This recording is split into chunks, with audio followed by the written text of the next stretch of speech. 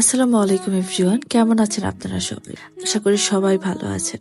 আমরাও ভালো আছি আলহামদুলিল্লাহ। আর এতদিন পর যে আমি একটা ভিডিও এডিট করার সময় পাইছি বা এডিট করতেছি, এটা আসলে আমি আর নাই বা বলি। এটা হচ্ছে 3 মাস আগের একটা ভিডিও। ওই দিন হচ্ছে আমাদের অ্যাথিনা মাম্মামের জন্মদিন ছিল। যেহেতু বেশি দূর না, টঙ্গী পাগার প্রোগ্রাম যেহেতু রাতে হবে, তার জন্য আর কি একটু লেট করে বের হয়েছিল। আর এর মধ্যেই আর কি কোনো কারণ ছাড়াই বৃষ্টি শুরু হয়ে যায়। আর বাচ্চার মা ছাতা নিয়ে দৌড়াচ্ছে, কারণ বাচ্চার মা হওয়ার পর জীবনের কত গল্প যে চেঞ্জ হয়ে গেছে এইটা নাই বা বলি। কারণ যারা যারা বাচ্চার মা আছে তারা বুঝতে পারতেছে আসলে আমার সাথে কি কি হচ্ছে। যেই ব্যাগে আসলে মেকআপ থাকতো সেই ব্যাগে এখন ছাতা থাকে, বেবি ডাইপার থাকে, আরো কত কি থাকে। তো ছাতা নিয়ে এরকম করে দৌড়াইতেছিলাম কারণ বাচ্চা ভিজে যাচ্ছিল।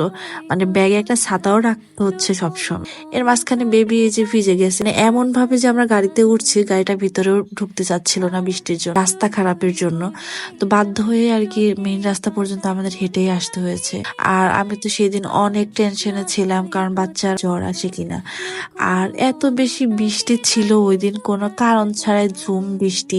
আর এই বৃষ্টির জন্য কোনো কিছু সামনে দেখাই যাচ্ছিল না। আর এই বৃষ্টিতে আমি আর মারিয়া ওই দিন পুরো ভিজতে ভিজতে আসছি বাসা থেকে, কারণ সামনে গাড়ি দাঁড় করে রাখছে। গাজী সাহেব বাবুকে নিয়ে ছাতা নিয়ে চলে গেছে, কিন্তু আমি আর মারিয়া পড়ছি বিপদে। না পাচ্ছি কোনো রিক্সা, না কোনো কিছু। দুইজনে একদম কাক ভিজা হয়ে গাড়ি পর্যন্ত আসছে, মানে একদম ভিজা। এরপরে আর কি এই যে যাচ্ছি, কিন্তু যাওয়ার পরে আরেকটা ঝামেলা পড়ে গেলাম। কারণ যেই জায়গাতে আমরা যাচ্ছি পাগার, ওইখানে যাওয়ার পরে রাস্তার মাঝখানে এত বেশি পানি উঠে গেছে, গাড়ি এখন আর সামনে যাবে না। মানে ওই দিন মনে হচ্ছিল যে টঙ্গী মনে হয় অনেক দূর আসলে উত্তরা থেকে। বারবার জিজ্ঞেস করতেছিলাম যে আর কত দূর, আর কত দূর। এর মাঝখানে চলে আসছি, বারবার রাফেল ভাইয়া ফোন দিচ্ছিল যে আমরা কত দূর আসতেছি বা আসতেছি না কেন। আসলে আমরা বৃষ্টিতে যে এরকম ভাবে আটকাই গেছি এটা আর কি বলতে পারতেছিলাম না, বা বারবার বলতেছি যে বৃষ্টিতে আটকাই গেছি। কারণ ওইদিকে রিফাত ভাইয়ারা আমাদের জন্য বসেছিল, লাঞ্চ করবে একসাথে, কারণ প্রোগ্রাম যেহেতু রাতে। তো অনেক কষ্ট করে, অনেক যুদ্ধ করে শেষ পর্যন্ত টঙ্গীতে পৌঁছাইতে পারছি। ভাইয়া আমাদেরকে বাসার সামনে নিতে আসছে। মানে আমার অবস্থা এত বিধ্বস্ত যে নাই বা বলি। মানে যাই হোক, এখন আর এগুলো ভেবে লাভ নাই, বাচ্চা সবার আগে। এর মাঝখানে গাজী সাহেব সে মানে দৌড়াই যাচ্ছে যেন বাচ্চার শরীর আর একটুও পানি না পড়ে। কিন্তু কি আর করা, যা হবার তা তো হয়েই গেছিল। পানি তো পড়ছিল এবং বাচ্চার শরীরও ভিজে গিয়েছিল। এই যে এদিকে রান্না টান্না সব হচ্ছে, মানে মাত্র শুরু হচ্ছে, কিন্তু এর মাঝখানে আমরা দুপুরে লাঞ্চ করতে করতে সন্ধ্যা হয়ে গেছে।